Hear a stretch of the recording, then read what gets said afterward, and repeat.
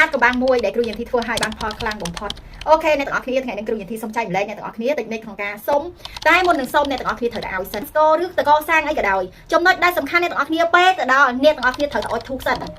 អត់ធូប3តសៃឬ5តសៃទៅតាមអាស្រ័យដែលអ្នកទាំងអស់គ្នាមានការជឿអញ្ចឹងណាចំណុចទី1ពេលទៅដល់4គេហៅថាមុននឹងសុំអ្នកទាំងអស់គ្នាត្រូវឲ្យសិនអត់ធូបហើយអ្នកទាំងអស់គ្នាដកដង្ហើមចូលយឺ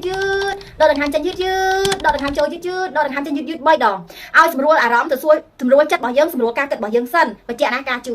ចាំធ្វើអញ្ចឹងពេលដែលយើងស្រួលអារម្មណ៍ហើយពឹបអ្នកទាំងអស់គ្នាចាប់ដើម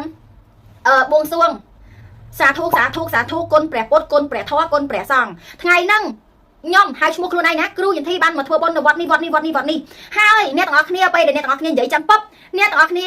ជូនបុណ្យសិនជូនបុណ្យទៅដល់ទេវតា16ជាន់15ជាន់14ជាន់ទេវតាដែលថែរក្សានិងទេវតាដែលប្រចាំខ្លួនខ្ញុំព្រះករុណាឲ្យពុកដើមម្ដាយដើមរបស់ខ្ញុំនិងវត្ថុស័ក្តិសិទ្ធិគ្រប់វត្ថុស័ក្តិសិទ្ធិគ្រប់ព្រះអង្គដែលខ្ញុំសទ្ធាដែលខ្ញុំជឿដែលខ្ញុំគោរពបូជាហើយ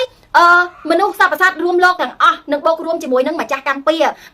ដែលខ្ញុំដឹងក្តីឬមិនដឹងក្តីខ្ញុំសូមជូនបុណ្យជូនកុសលនេះស្មើគ្នាហើយសូមឲ្យកម្មពៀដែលខ្ញុំបានសាងនេះគេហៅថាកាត់បន្ថយ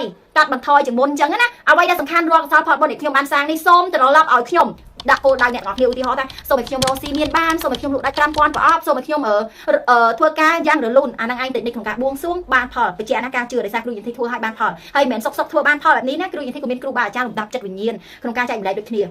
អញ្ចឹងចំណុចនេះគឺសំខាន់ខ្លាំងមែនតើមួយវិញទៀតអ្នកទាំងអស់គ្នានៅពេលដែលយើងអធិដ្ឋានចិត្តហើយអ្នកទាំងអស់គ្នាគួរតែមានទឹកយល់ទេសូមឲ្យអស់គេហៅថាបាំងស្គលឲ្យអស់លោកវេឲ្យអស់អ្នកទាំងអស់គ្នាគួរតែមានទឹកមួយកដុងឬទឹកមួយកែវទៅច្រូចនៅកន្លែងដី